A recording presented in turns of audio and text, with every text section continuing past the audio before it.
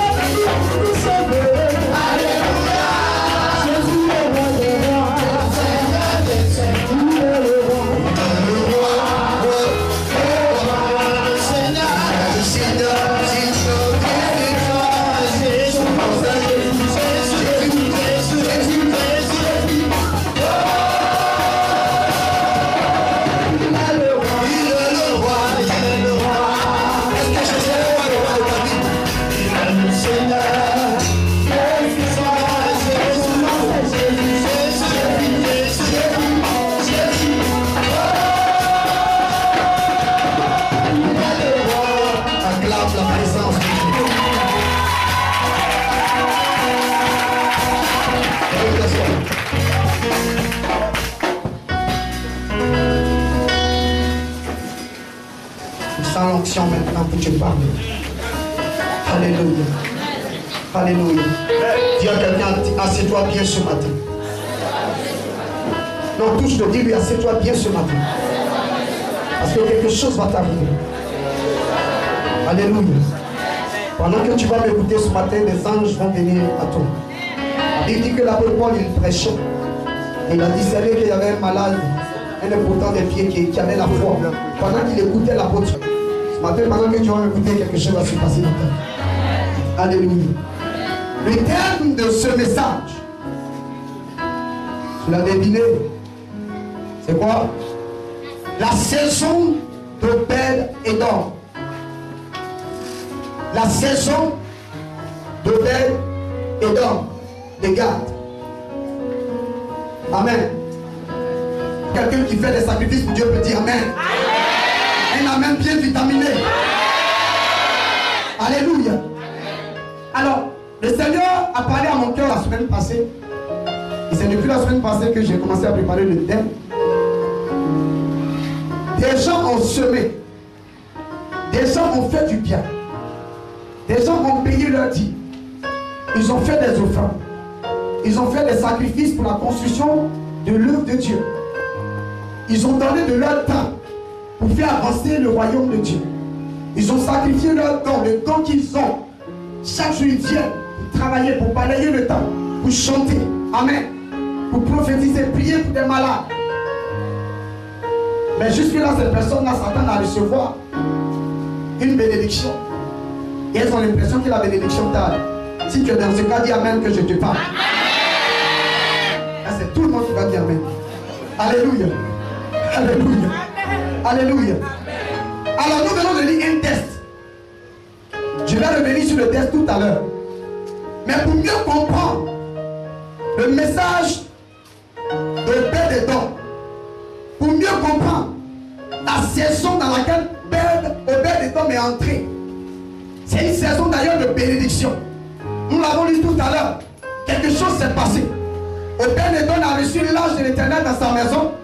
Et la Bible dit qu'en 3 mois, Obed-Edom a été béni par l'Éternel. Et tous ceux qui vivaient dans sa maison ont été bénis par Dieu. Quelqu'un n'a pas dit Amen. Quand David a appris cela, ils sont allés faire le rapport à David pour dire que Obed-Edom a commencé à prospérer dans sa maison. Et tous les gens qui vivent dans sa maison, même les serviteurs, les boys, les servantes, tout le monde, même les animaux, ont commencé à prospérer dans la maison de Obed-Edom à cause de l'arche de l'alliance. Alléluia. Quand David a pris cela, David a ordonné rapidement qu'on puisse monter l'arche de l'alliance dans sa cité, jusqu'à la cité de David. Quelqu'un dit Amen. Amen. Pour mieux comprendre cela, je veux ce matin te parler d'une loi très importante. Dis Amen que je te dis. La loi de la semence et de la moisson. Quelqu'un dit Amen. La loi de la semence ou de la moisson. Si tu ne connais pas les principes de la loi, les principes ou la loi, les lois de la semence et de la moisson, tu ne pourras pas comprendre la bénédiction d'Obed-Edom. Quelqu'un va prendre Genèse le chapitre 8, le verset 22. Je lis. Oui. Tant que la terre subsistera. Tant que la terre subsistera. Les semailles et la moisson. Les semailles et la moisson. Le froid et la chaleur. Le froid et la chaleur. L'été et l'hiver. L'été et l'hiver. Le jour et la nuit ne cesseront point. Le jour et la nuit ne cesseront point. Faut le prendre. Tant que la terre subsistera. Tant que la terre subsistera. Les semailles et la moisson. Les semailles et la moisson. Le froid et la chaleur. Le froid et la chaleur. L'été et l'hiver. L'été et l'hiver. Le jour et la nuit ne cesseront point. Le jour et la nuit ne cesseront point. Quelqu'un dit Amen. Amen. Nous voyons un décret qui a été arrêté par Dieu juste après le déluge. Nous savons que lorsque Dieu a créé l'homme, Dieu l'a créé parfait. Et Dieu lui a remis, selon le Somme 8, la domination sur toutes les œuvres de ses mains, afin que l'homme puisse dominer. Telle était la destinée de l'homme. Jusqu'au jour où l'homme va vendre sa domination au diable, en acceptant d'obéir à la voix du diable et de désobéir à la parole de Dieu. Nous savons que Dieu va chasser l'homme du jardin. Et la condition de l'homme sera une condition très difficile. Puisque l'homme et la femme ont reçu également des sentences de jugement. Dieu a prononcé des sentences. L'homme devrait réellement se nourrir désormais à la sueur de son front. Et la Bible dit que la terre devrait devenir dure à cause du péché de l'homme.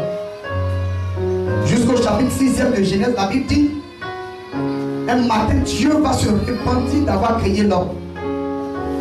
Puisque l'homme avait commencé à croître sur la terre, mais l'homme était caractérisé par la méchanceté. Amen.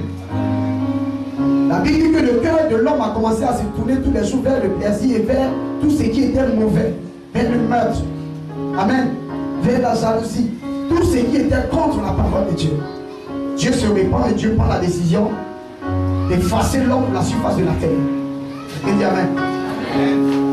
Mais la Bible dit qu'au milieu de cette multitude, il y avait un homme du nom de Noé qui craignait Dieu.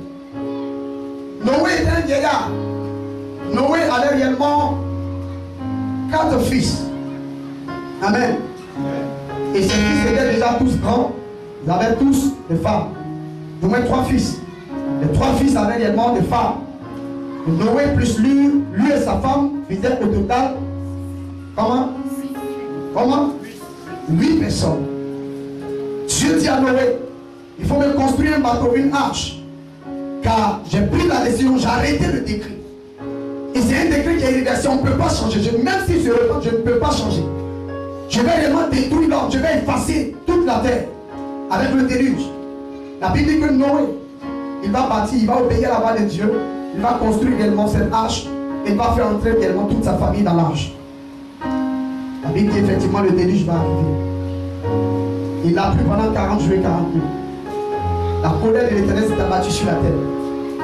Et la Bible dit ce jour-là, Noé et sa famille, il y a 8 personnes avec les animaux qui ont obéi à l'époque à la voix de Dieu. Ils sont entrés, qui ont accepté d'entrer dans l'arche. Dieu avait donné l'occasion à tout le monde d'entrer dans l'arche. Mais leur cœur était tellement loin de Dieu qu'ils ne pouvaient pas croire qu'il pouvait réellement pleuvoir. Vous savez pourquoi? Selon Genèse, la Bible dit qu'il ne pleuvait pas. La pluie ne venait jamais du ciel à leur époque. Quand il veut pleuvoir, c'est la vapeur qui sort de la terre. Et ça mouille la terre. Amen. Donc ils n'avaient jamais vu la pluie venir du ciel. Alors ils se sont dit, mais tiens, voici ce monsieur, c'est tellement comme il est en train de prendre de l'âge, il est en train de perdre la tête. Ce Noé là, il devient fou. Il va construire un bateau en pleine forêt. Même pas au bord de la mer. En pleine forêt, il construit un bateau. Et il nous demande d'entrer dans le bateau. Ils ne sont pas entrés. L'homme s'était tellement éloigné de Dieu, égaré de Dieu, égaré, que l'homme ne pouvait même pas être capable de discerner la pensée de Dieu. Au point où la Bible dit que même les animaux, quand Noé appelait les animaux entraient dans l'âge de Dieu, le mâle et puis la femelle. Les animaux acceptaient à cette époque-là d'obéir à la voix de Dieu. Amen. Cela démontre, c'est l'image de l'état spirituel de l'homme. Amen.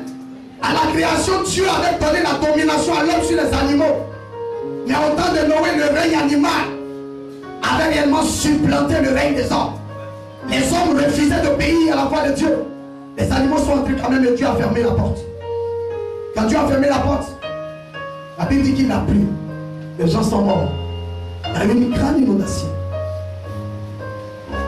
Après le déluge, Dieu va donner l'ordre à Noé de sortir de l'arche. Nous savons ce qui s'est passé. Noé est sorti de l'arche avec sa famille et les animaux. Lorsque Noé est sorti de l'arche, la première action que Noé a eu à cœur de poser, c'était de bâtir un autel à l'Éternel. Noé s'est dit en lui-même, voici l'Éternel nous a préservés de la mort. Nous ne sommes pas morts. On aurait pu mourir pendant ce déluge. Mais nous ne sommes pas morts. Nous allons réellement dresser un autel et faire des sacrifices. Dis merci à Dieu. La Bible dit que Noé va dresser cet autel et Noé va réellement immoler des animaux. Et l'Éternel va sentir une odeur agréable. Quand l'Éternel a senti l'odeur agréable de l'offrande de Noé, la Bible dit que Dieu va parler à Noé et il va arrêter un décret. Quelqu'un dit amen que je lui parle. Dieu va prendre la résolution. Il dit Noé, ce que j'ai fait là, moi-même je ne devrais pas le faire. Mais les hommes m'ont poussé à bout. J'étais obligé d'effacer réellement cette race. Afin de, à partir de toi, une nouvelle génération puisse réellement sortir et peupler toute la terre. Mais j'arrête en tant que Dieu. Tant que la terre va exister, il y a des lois que je vais fixer. Amen. D'abord, je ne vais plus détruire la terre par le déluge. Et pour te donner réellement l'assurance, voici le signe que je te donne. Et la Bible dit que Dieu va placer un acte dans le ciel qu'on appelle aujourd'hui l'arc-en-ciel. Dieu place un acte dans le ciel pour rassurer Noé et l'homme, pour lui dire je ne vais plus détruire la terre. C'est pourquoi aujourd'hui, quelle que soit la saison pluvieuse, quand il pleut comment, la pluie ne peut pas réellement submerger toute la terre. Amen. Parce que Dieu avait déjà arrêté un décret. Mais Dieu a fixé aussi d'autres lois. Et il y a eu 8 grandes lois qui étaient couplées entre elles. Deux. Tu vas reprendre encore le test. terre subsistera, les semailles et la moisson. Les semailles, ou bien dans une autre version, les semences et la moisson. Oui. Le froid et la chaleur. Avec deux. Le froid et la chaleur. L'été et l'hiver. Avec un. L'été et l'hiver. Avec 6. Le jour et la nuit. Le jour et la nuit ne cesseront point. Ne cesseront point. Ces 8 lois-là vont influencer toute la terre. Ces 8 lois vont influencer tous les habitants de la terre. Ces 8 lois vont influencer tous les hommes. Quelqu'un dit Amen. Aujourd'hui, ce que je vais toucher, pour t'amener à comprendre la saison d'Obed-Edom, c'est qui est arrivé au Obed-Edom. C'est la loi de la semence et de la moisson. Le Seigneur m'a dit, beaucoup ont semé. Pas tous, mais beaucoup ont fait. Ils ont fait des sacrifices. Ils ont sacrifié leur temps, sacrifié leur argent, sacrifié tout ce qu'ils sont de meilleur pour Dieu. Amen. Et jusque-là, ils s'attendent à recevoir quelque chose qu'ils ne voient pas. Et ils commencent à se décourager. Si tu es dans ce cas-là, il faut dire Amen. Amen. Donc tu te décourages. Dis encore Amen. Amen. J'ai une bonne nouvelle pour toi, dis Amen. Amen. La loi de la semence et de la moisson est une grande loi qui renferme des principes que je veux maintenant te donner. Je vais te donner 7 principes qui sont liés à la loi de la semence et de la moisson. 7 principes.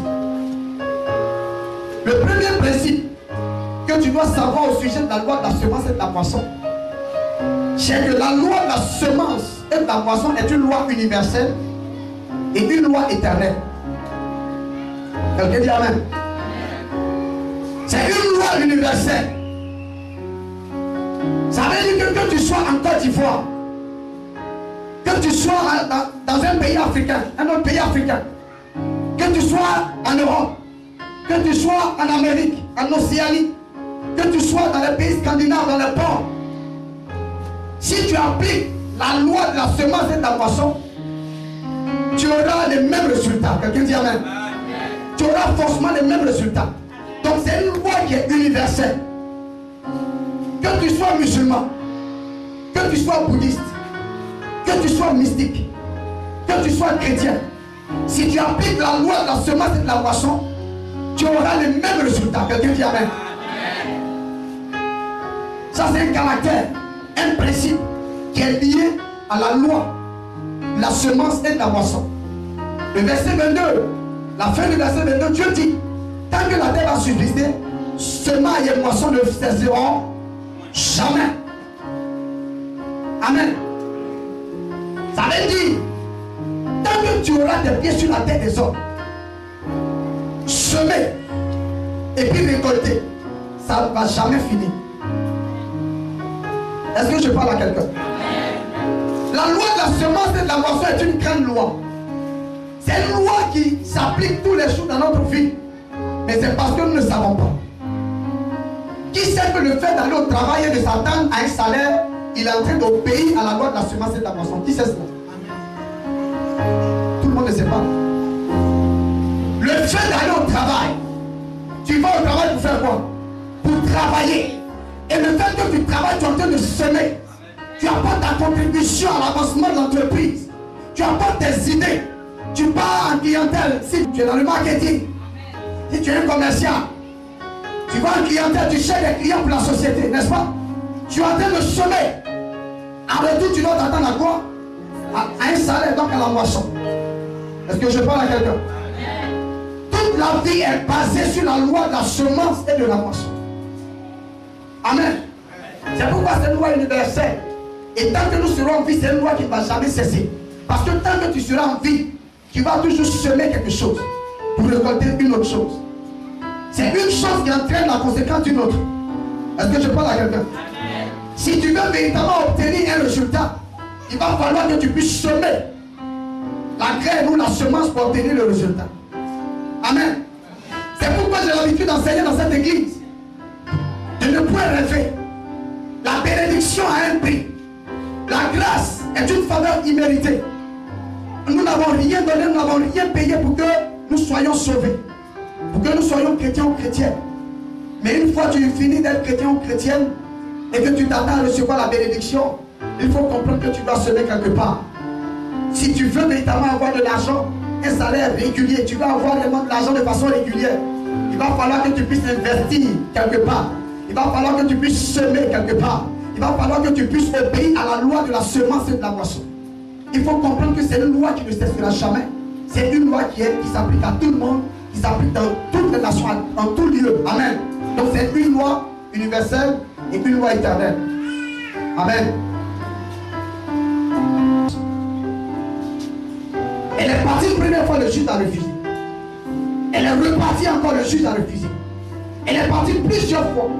Un jour, le juge s'est assis, il a dit, quoique je ne craigne point Dieu, je suis un grand païen. D'ailleurs, pour moi, Dieu n'existe pas.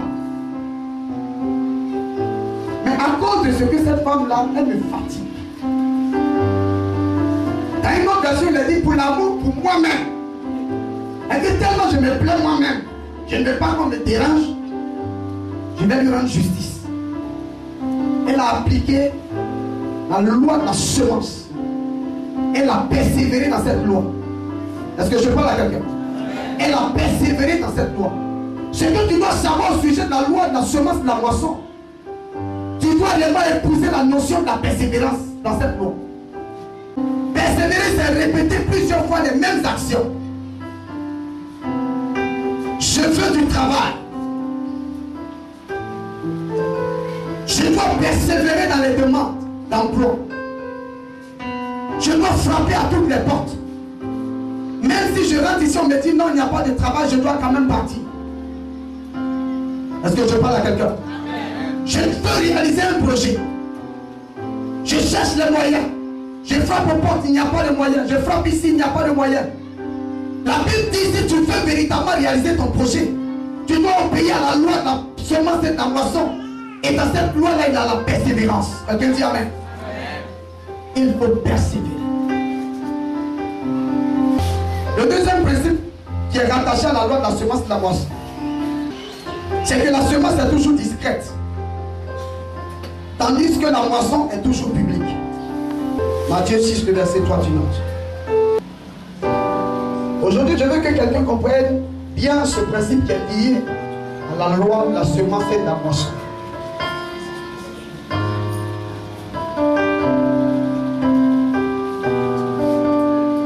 Toutes les fois que nous faisons des semences,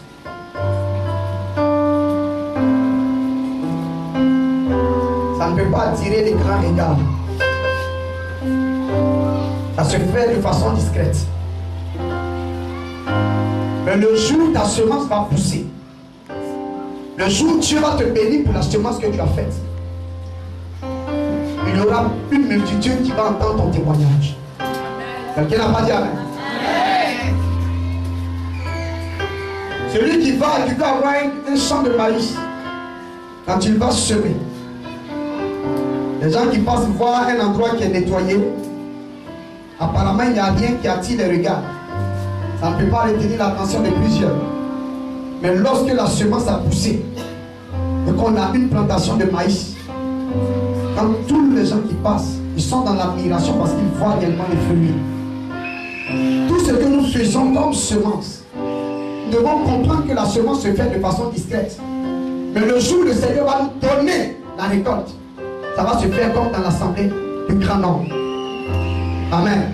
Le troisième principe qui est lié à la loi de la semence et de la moisson, c'est que la qualité de la moisson dépend de la qualité de la semence et de la terre qui la reçoit. La qualité de la moisson dépend ou est fonction de la qualité de la semence et de la terre qui la reçoit. Galates, le chapitre 6, le verset 7, on va lire. Verset 7. Ne vous y trompez pas. Ne vous y trompez pas. On ne se moque pas de Dieu. On ne se moque pas de Dieu. Ce qu'un homme aura semé, il le moissonnera. Il le moissonnera aussi. Celui qui sème pour sa chair moissonnera de la chair la corruption. Oui. Mais celui qui sème pour l'esprit moissonnera de l'esprit la vie éternelle. La vie éternelle. Amen. Amen. Donc tu ne dois jamais oublier, au niveau de la loi de la semence et de la moisson, la qualité de la moisson que tu veux dépend de la qualité de la semence que tu fais. Celui qui veut avoir réellement une plantation avec de bons fruits, il sème de bonnes graines. N'est-ce pas? Il sème de bonnes graines. Toi, tu es dans l'agronomie, non? Ce que je dis, c'est correct. Hein? C'est exact. Si on veut avoir de meilleurs fruits, on tient compte de la qualité aussi de la semence. Et aussi on tient compte de la terre qui reçoit la semence. N'est-ce pas? Celui qui prend des graines pour aller les semer dans le désert du Sahara, il s'attend à recevoir quoi? Une grande plantation. N'est-ce pas? Hein? Il va semer dans le désert, dans le sable chaud. Amen. Tu vas recevoir une grande plantation, c'est ça? Non. Ce que je veux vous faire comprendre, c'est que tout dans la vie tourne autour de cette loi et de ces principes. Paul a parlé aux chrétiens. Il lui a dit, on ne se moque pas de Dieu. Ce qu'un homme aura semé, il le moissonnera aussi. Amen.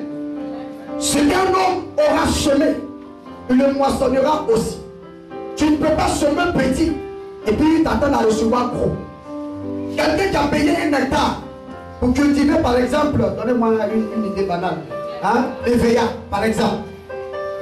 Et puis quelqu'un qui a acheté 10 hectares et qui a acheté aussi des semences en fonction de la surface qu'il veut exploiter. Est-ce que lors de la récolte, les deux personnes auront le même résultat? Non. Amen. Je vous dis ces choses pour ne pas que vous soyez choqués. Je vous dis ces choses pour ne pas que vous soyez frustrés. Lorsque le Seigneur au milieu de vous va élever des gens plus que vous. J'ai commencé par dire, je vais terminer par Obed-Edom, je vais vous expliquer pourquoi Obed-Edom a été béni. On n'est pas béni en fait au hasard. Celui qui a commencé à faire des semences et jusque-là qui ne voit rien. Tout à l'heure, c'est pour toi que je suis en train de parler. Je vais te donner encore une clé pour t'apaiser. Mais ce que tu ne dois pas oublier, c'est que la qualité de la récolte et de la moisson dépend de la qualité de la semence. Et ce n'est pas seulement l'église. Parce que quand on parle de la loi de la semence, de la moisson, peut-être tu vas passer tout de suite. Peut-être tu vas deviner, hein, le prophète il va dire donne-moi l'argent. Non. Je te l'ai dit, c'est une loi universelle. Si tu travailles dans une entreprise que tu ne fais pas l'affaire du patron, qu'est-ce qu'il fait? Il te renvoie, il te file.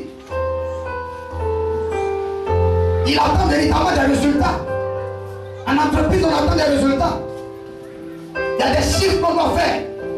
Et toi, on te confie, on dit, bon, tu dois gagner 8 milliards ou 10 milliards par mois. Quand tu ne fais pas entrer les 10 milliards, qu'est-ce qu'il fait? Il trouve que tu n'es pas compétent. Amen. Amen. Tu ne dois jamais oublier cela. Que ça soit dans ton foyer. Tu veux que ton mari t'aime. Quelle semence tu fais pour qu'il t'aime? La semence, la qualité de la semence que tu investis dans ton foyer va définir le résultat que tu auras. Est-ce que je parle à quelqu'un? Ce que tu vas semer dans ton foyer va déterminer la récolte. Si chaque jour tu ne t'occupes pas de ton mari, il quitte au travail, il arrive, il est fatigué. Au lieu de chercher à lui donner de l'eau pour se laver, préparer sa table pour qu'il mange, c'est là maintenant tu vas courir dans la cuisine. Ou bien tu donnes des ordres à la servante pendant ce temps tu es en train de zapper les chefs. Lui-même il se lève, il va, il chauffe son eau, il va se laver, il vient. Lui-même il cuit un œuf et puis il commence à manger. Mon cher, le résultat que tu veux là, tu vas avoir. Amen. D'ailleurs, il y a une autre petite fille qui a compris la loi de la semence et de la moisson. Elle sait que le gars là même ne lui appartient pas. Quand le gars arrive, elle court. Elle trempe ses pieds dans l'eau tiède. Et puis elle commence à nettoyer les ongles. Chouchou, il y a un peu de gâteau qui est là. On prend là en attendant que le repas soit prêt. Amen. Mais elle est en train d'investir. Un jour, Jésus a été choqué. Jésus a dit, les fils de ce monde sont plus sages, plus avisés que les enfants du royaume. Et moi, ça me choque aussi. Il y a quelqu'un qui est choqué.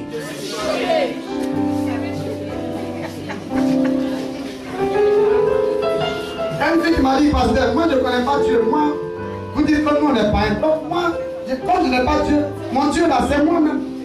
Mon corps, mon savoir-faire. Donc ça là, je fais bien.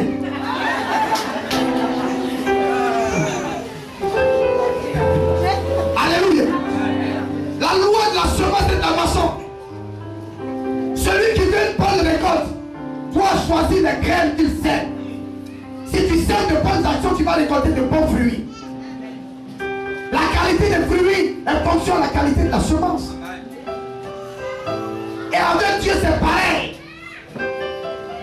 Comment tu sais Dieu? La qualité de ton service dans la maison de Dieu va déterminer la qualité de ce que tu reçois. C'est pourquoi tu vas entendre des témoignages différents et diversifiés. Pendant que quelqu'un va rendre gloire à Dieu parce que son nom qui est envoyé lui a donné 10 000 francs parce qu'il avait besoin de 10 000.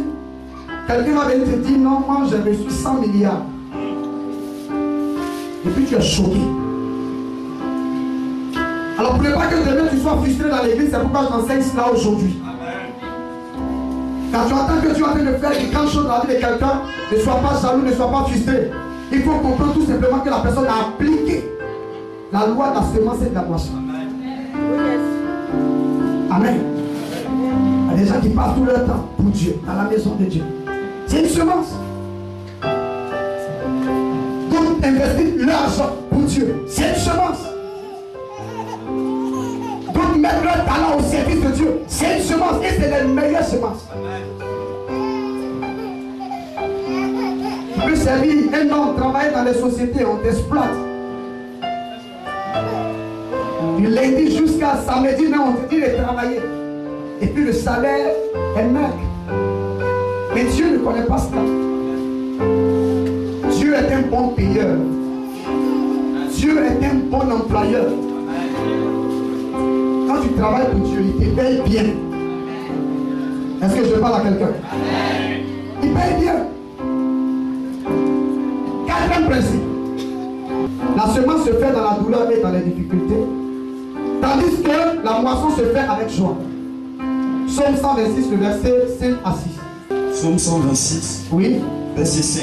Oui. Ceux qui sèment avec l'âme. Ceux qui sèment avec l'âme. Moissonneront avec chant d'allégresse. Moissonneront avec chant d'allégresse. J'ai cru que quelqu'un allait dire amen à ce verset. Celui qui marche en pleurant quand il porte la semence. Celui qui marche en pleurant quand il porte la semence. Revient avec allégresse quand il porte ses gerbes. Revient avec allégresse quand il porte ses gerbes. Alléluia. Ce quatrième principe lié à la loi de la semence te dit que c'est normal. Quand tu sèmes là, ça fait mal. Amen. Quand chaque jour tu es obligé de te réveiller à 5 h du matin, aller lutter pour aller au travail, c'est pas facile. Souvent tu es malade, mais tu forces du travail. Amen. La Bible dit, ça fait partie de la loi de la semence. Quand on sème, c'est avec douleur. Quand on sème, c'est avec difficulté. Dans la maison de Dieu, quand on dit il faut donner ça, comme quand tu as ton salaire même là, c'était avant même le 15, même là, tu vois que ça peut suffire. Mais on dit il faut semer.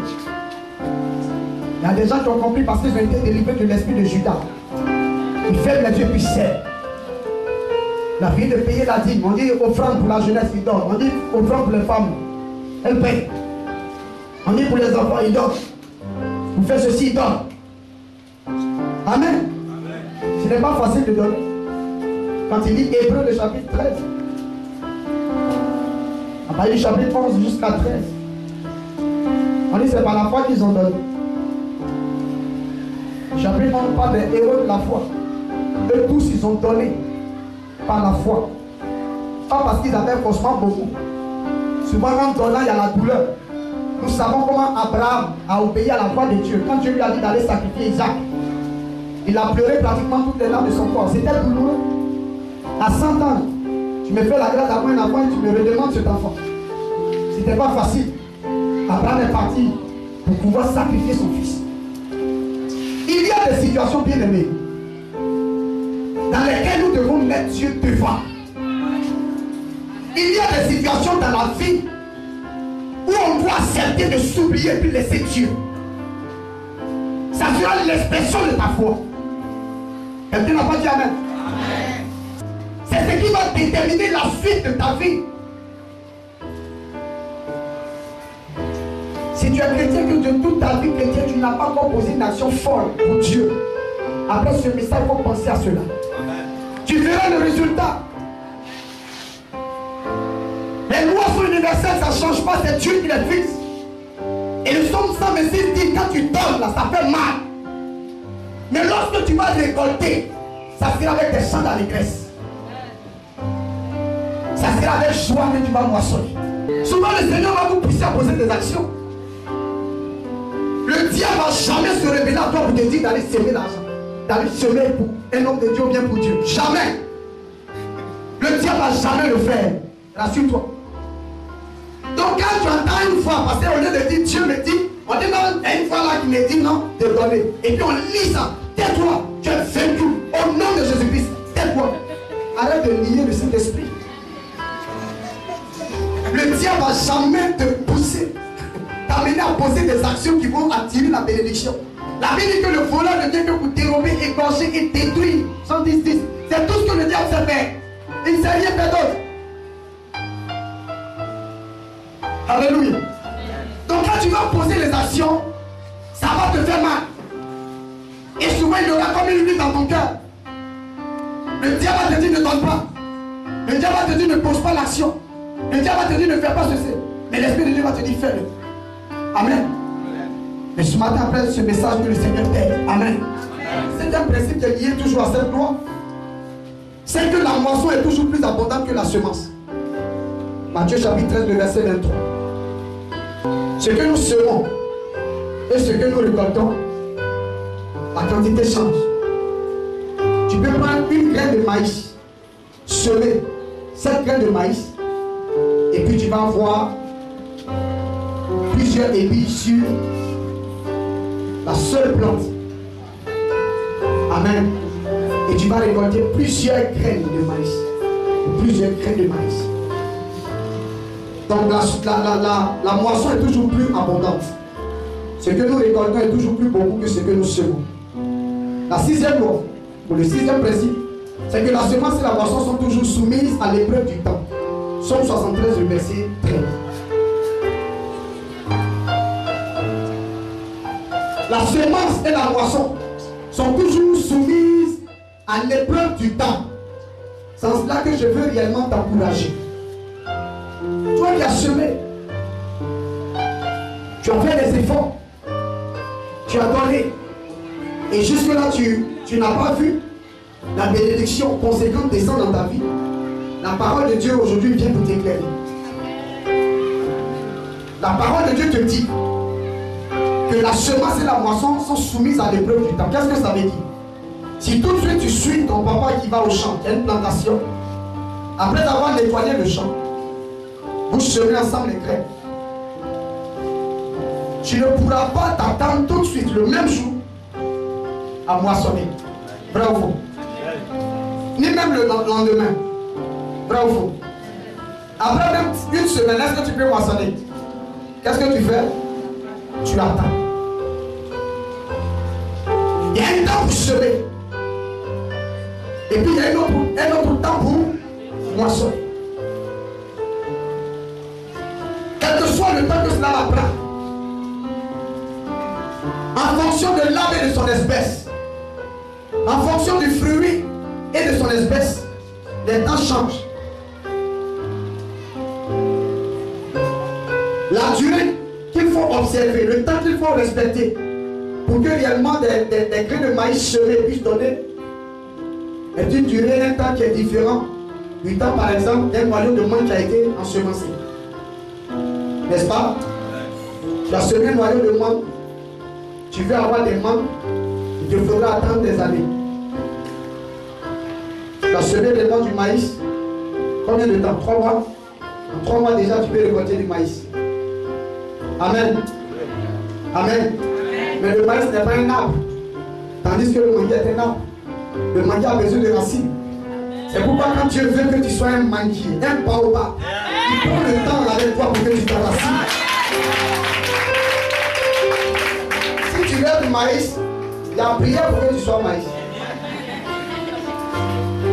Mais rassure-toi, après 3 mois, les gens ils vont couper sur toi en 3 mois, ils vont arracher tout. Après ça, là, on t'a oublié. Tu vas sécher. Qui a déjà vu un manguier qui n'a pas été victime d'un incendie séché? Qui a déjà vu? Quelle que soit la saison, il est là. Quelle que soit la saison, le palmier est là. Parce que leur racine, le palmier par exemple, sa racine fait 2 fois sa taille. Les racines du palmier font 2 fois sa taille. C'est pourquoi le palmier ne peut pas te donner rapidement. Il faut que ça prenne du temps. Il y a des chrétiens sur qui Dieu compte pour des palmiers, sur qui il va compter. Donc il prend le temps avec cela. C'est pourquoi quand je regarde certaines de mes vies, je souris parce que c'est des futurs milliardaires. Pendant qu'ils sont en train de se plaindre, moi je bénis Dieu parce que tu es en train de partir quelque part avec moi. Je suis en train de partir quelque part avec toi. Rassure-toi. Ta semence, quel que soit le temps, ta semence va donner le fruit. Mais il faut que tu acceptes le principe, ce principe-là, que la semence et la moisson sont soumises au temps. Il faut du temps.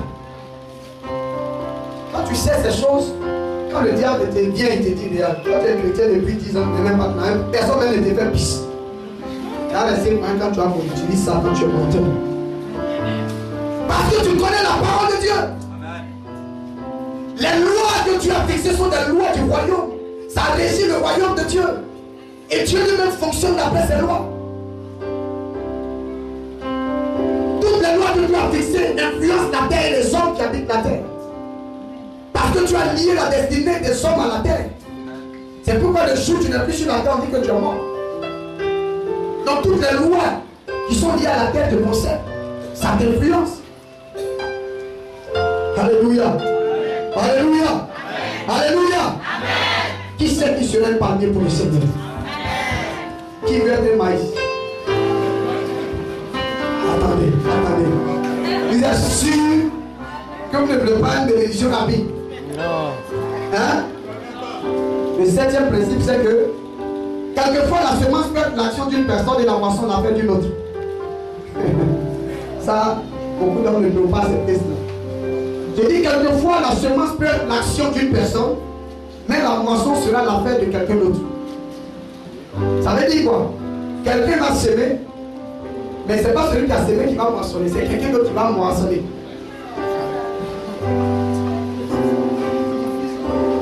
Est-ce que vous savez que vous êtes en train de moissonner ce que vos parents ont semé hier?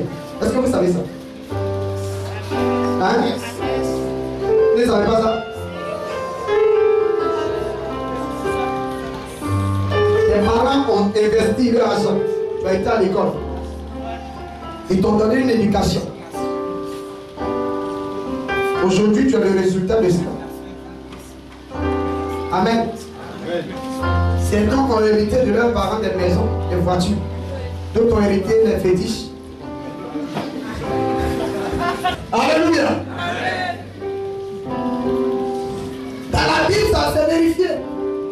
Mais Mephibosheth, en 2 Samuel, le chapitre 9, il a bénéficié des actions de son père Jonathan, l'alliance que Jonathan a tissée avec David. Jonathan, son père est mort, il n'a pas pu. Jonathan et David ont signé un contrat. Jonathan a dit à David, quand tu seras président, il faut que moi je sois ton premier ministre. Et puis Jonathan malheureusement est mort. Quand il est mort, c'est son fils Mephibosheth qui en a bénéficié.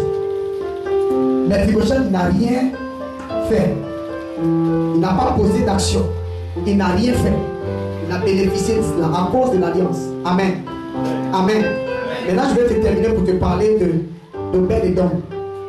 Amen. Ces 7 principes qui sont liés à la loi de la semence et de la moisson, il ne faudrait jamais les oublier. Amen.